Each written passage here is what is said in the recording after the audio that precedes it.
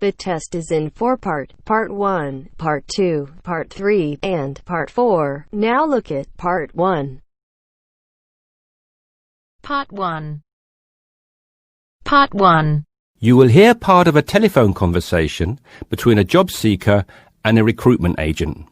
First, you have some time to look at questions 1 to 6.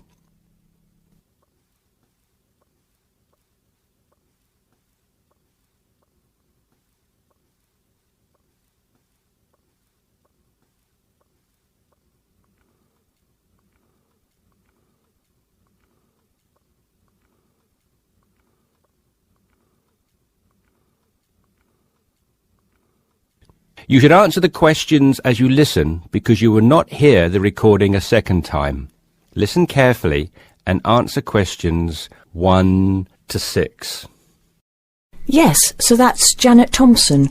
Would you like me to spell it? If you wouldn't mind, thank you. Just the surname, please. No problem. It's Thompson. Great. Now, Janet, before we go through the openings I have here in front of me, might I just take a few more details to complete your profile on my system? Of course. What would you like to know? Well, let's start with your email address, please. OK, janthompson@hort.net. I see. Is that Jan as in Jan? No, that wasn't available. I had to make do with Jann. Here, let me spell it for you again, just to be sure. JANNTHOMPSON@hort.net. Much obliged. And could I ask, do you have your referee details to hand? Yes, what do you need? I need one work reference and one character reference from a friend or colleague. OK, for a work reference, there's Jane Foote. She's my former boss at Bermuda Girls' School, head of English. OK. My personal referee is Monica Carbody. Mon and I have been best friends since we met in Bermuda in 1991, when she was Deputy Head of English under Mrs. Foote. Perfect. And you mentioned, of course, that you're an English teacher, but are there any additional subjects you're qualified to teach? Yes, I have a diploma in special needs, and I can also do history to GCSE level. Very good. Before listening to the rest of the conversation, you have some time to look at questions 7 to 10.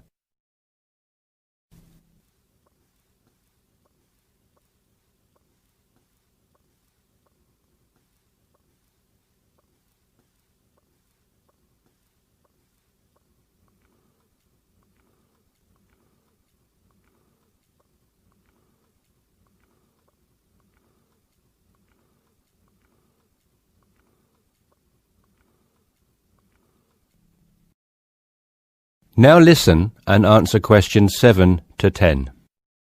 Do you think I stand a good chance of finding something? Oh, better than good. In fact, we have some positions we can offer you today. You see, it's not so difficult to find a temporary role. Tell you the truth, there are plenty of them around, but getting a permanent position will prove a little more trying, though. Would you be prepared to take up a position short-term? Of course, anything that pays. Excellent. Well, there are 3 positions that I can offer you right now. The first is a teacher of English in LaSalle School. I'm sure you know it, right in the city centre. Yes, near where I live, actually. Even better. Well, it's a 6-month contract, and the very attractive thing about this role is that the head of English at LaSalle will, if she's satisfied with your performance after 6 months, offer to make you a permanent member of staff. Wow, that's food for thought. It certainly is, bearing in mind what I said before about how hard it is to find a permanent role. The second position I have to offer you is in a school near Chelsea. It's called the Chelsea Free School. Are you familiar? I can't say that I've heard of it. Well, this contract is for 1 year, which is a lot better, looking at it from a short-term job security perspective, than the first role I mentioned. But you also have to realise that you are a temporary replacement for a female teacher who has taken maternity leave. There is no prospect of the position being made permanent. I see. I have one other vacancy at the minute, though I doubt you'll find it quite so appealing. It's situated in rural Cambridgeshire. I'll spell that just in case you want to take it down. CAMBRIDGESHIRE. And the school simply goes by the name Cambridge, though it's not in any way related to the other more well-known establishment of the same name. I was just going to ask that. What a lovely location, though, eh? Yes, but there's a catch. It's only a 6-week contract to cover for someone on extended sick leave. I see. Well, I guess that's ruled out then. What sort of salary can I... That is the end of part 1. You now have half a minute to check your answers.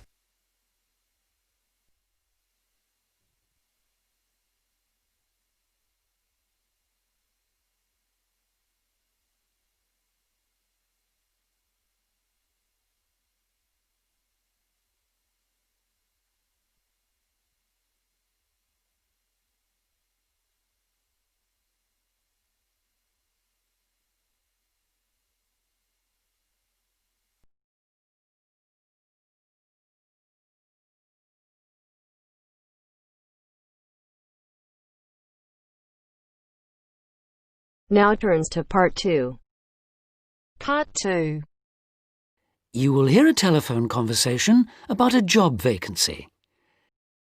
First, you have some time to look at questions 11 to 15.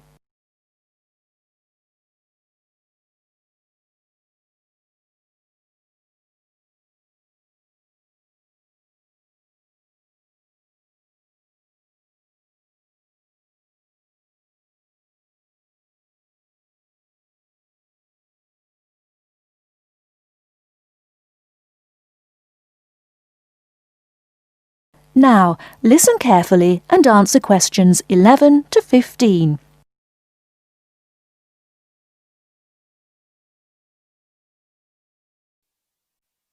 Hello, Top Job Employment Agency. Ellen Sykes speaking. How can I help you? Good morning. My name's Steve Collins and I'm calling about the call centre job advertised in today's paper. For an operative handling credit card inquiries? Yes, that's right. The wages and working conditions are all in the ad, so what I'd like to know now is what the work actually consists of. I should explain that I'm a student looking for a summer job, not long-term employment. That's okay. The people at Intercard say they've always found students to be honest, which of course is essential in this line of work, and they have the basic IT skills needed there. Apparently, there have been a few who didn't find it easy to get there on time in the morning, but in most cases their punctuality is as good as anybody else's. Anyway, about the work. And I know a bit about this because, as it happens, I've worked there myself. Really? Yes, for about a year. You'd find that most callers would be people wanting to check the balance on their cards, query payments made and so on. And from those who've had their card stolen? No, they ring another number for that, an emergency line. People also call that number if they lose their cards. And what are most callers like? I mean, what kind of people are they? All sorts, really. All ages, every kind of background. Though one definite trend is the change in the number of women. Nowadays, they make up around 55% of the total, whereas years ago, there used to be a majority of men calling. At one time, I heard, as many as 3/4 of all credit cards were actually held by men, but that must have been long before I was there. It's certainly different now. So to do this job, what sort of experience do I need? None, really. Have you got a credit card yourself? Yes, I have. Then you probably know quite a bit about them already. And as a student, you're obviously intelligent, which of course you need to be for the job. So after a day or so working with an experienced operative, I'm sure you'll have picked up enough to deal with routine inquiries, which of course most of them are. But there are bound to be questions I can't deal with, at least at first. What happens then? In that case, you can ask a supervisor. They're very helpful to new staff. I think I like the sound of this. What do I do next?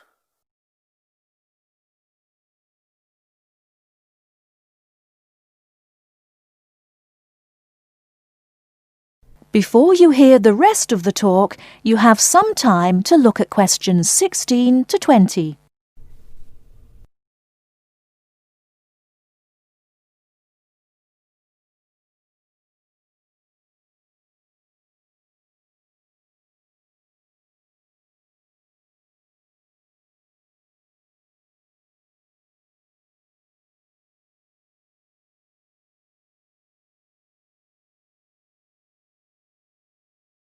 Now listen and answer questions 16 to 20. Can you get over there for 9:45 on Monday morning for an interview? Definitely, yes. Whereabouts are they? In Riverside Business Park. Do you know it? Yes, I've been there once. How do you usually travel? By bus. Right. So you take either the 136 or 137 to the bus station, and when you come out of there, you turn right. Along Orchard Road, that is. The road from the railway station? Yes, that's right. You go past the petrol station next to the car dealers, then carry on down the road. Do I take the first left at the main car park? Well, you could do that and walk up Newfield Avenue alongside the shopping centre, but it's a long way round. I'd suggest continuing along Orchard Road with the water company and then the insurance offices on your right. They used to be local government offices, by the way. Yes, I remember those. And you keep going until you reach the advertising agency. Now, facing that is a small road called Cherry Lane.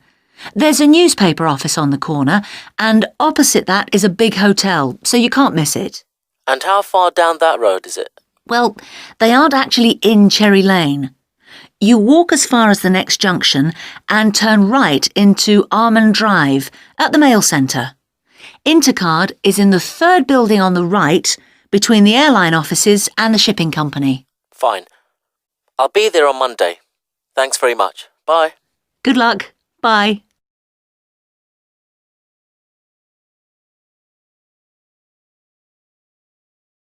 That is the end of part 2.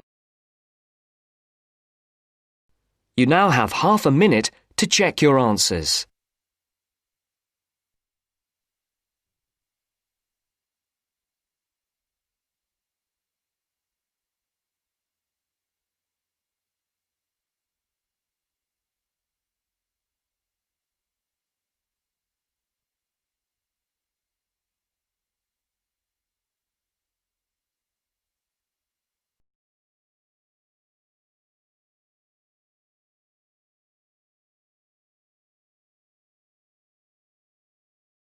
Now turns to part 3. Part 3. You'll hear 2 university students discussing a social science lecture they attended. First, you have some time to look at questions 21 to 24.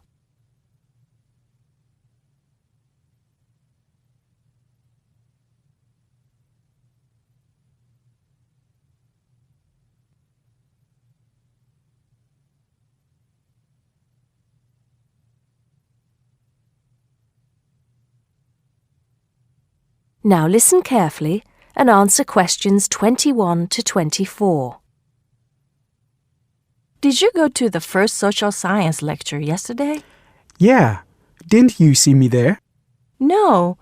I was trying so hard to understand the lecturer. What didn't you understand? A lot of it, really.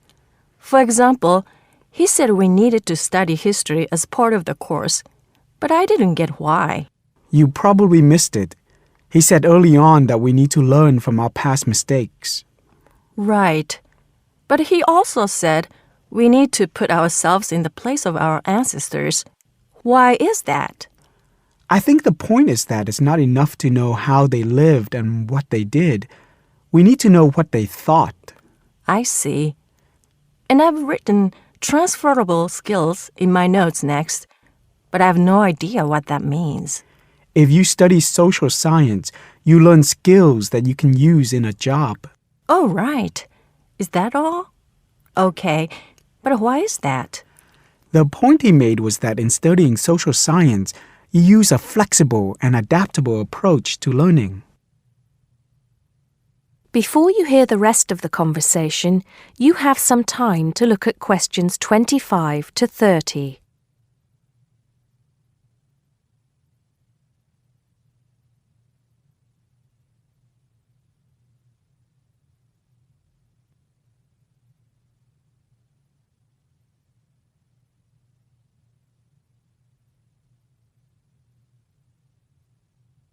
Now listen and answer questions 25 to 30. He also kept mentioning all the other subjects we will need to study as part of the course. I didn't write them all down, did you? Some of them. I think I can make sense of my notes. The first one was anthropology, which he said would cover prehistory and archaeology as well. Okay. Then there's economics. I wrote down that this was not meant to mean that we will spend all our time looking at economic theory, but more that we need to see how humans behave. That's good. I don't think I could handle economic theory. He said something about education too, didn't he? Yeah. He said we'll be looking at how cultural information is handed down from one generation to the next through teaching children. He said we'd be focusing on geography too, but I can't really remember which aspects. Can you? I noted it down, I think. Here we are, yes, particularly in relation to urban planning. It's law that I got confused about. I didn't understand why he linked that to economics. I think he meant that laws affect the way wealth is distributed. That makes sense. Now, what are the science wars?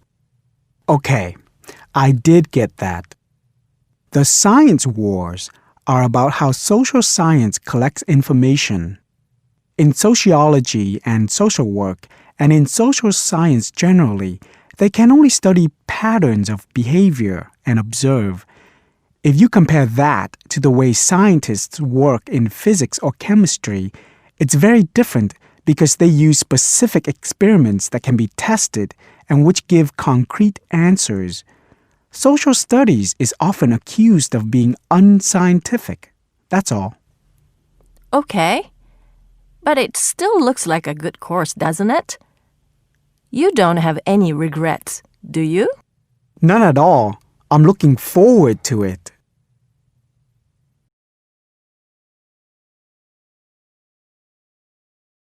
That is the end of part 3. You now have half a minute to check your answers.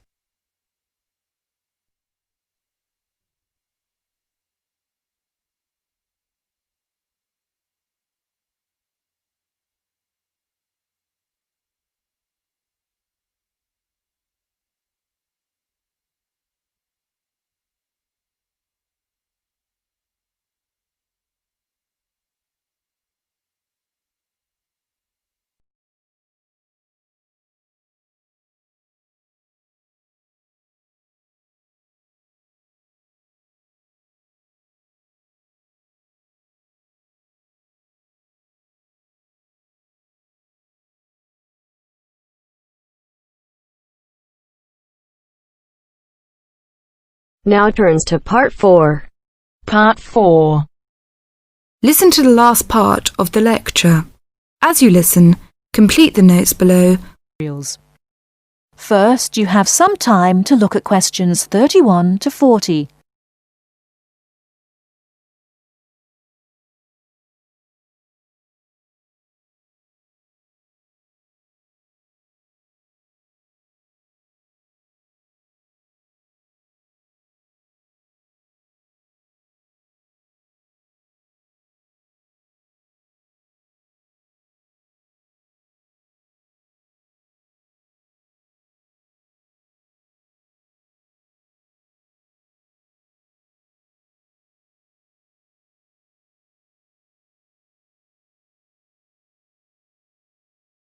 Now listen carefully and answer questions 31 to 40. Last time I said that a lot of Irish people left the country and went to England, America and many other foreign countries. Today I'd like to talk about the emigration. The effects of immigration were not all bad. The immigrants experienced a lot of hardship in their new countries. There is a famous story about a park in Shanghai where Chinese and dogs were not allowed. Well, in England, until into the 1950s, signs for jobs sometimes read, "Irish need not apply." The immigrants often experienced discrimination, but they formed many organisations to look after their fellow immigrants. Many of these organisations later became very important. In America, the Irish chose politics as the way forward, and significant cities were controlled by Irish politicians. This movement reached its peak with the election of John F. Kennedy in 1960. His grandparents came from Ireland, and his election had a significant impact in Ireland, helping the process of recovery of self-confidence which we have today. Today, there are 70 million people of Irish descent living outside Ireland. In America alone, there are 40 million people, and 10 million of these people have a 100% Irish background. They carried the culture of their home country with them and adapted it to their new home. They made changes which would be unthinkable in the home country, and we often laughed at the Yankees' Irishness. In fact, any immigrant who came back to live in Ireland, often after many years, found it very difficult to fit into Irish society again. They had been changed by the experience. These immigrants have always had an interest in the old country. The American letter was a letter containing dollars sent back to one's family. More recently, President Clinton has been very influential in bringing peace to the north of Ireland.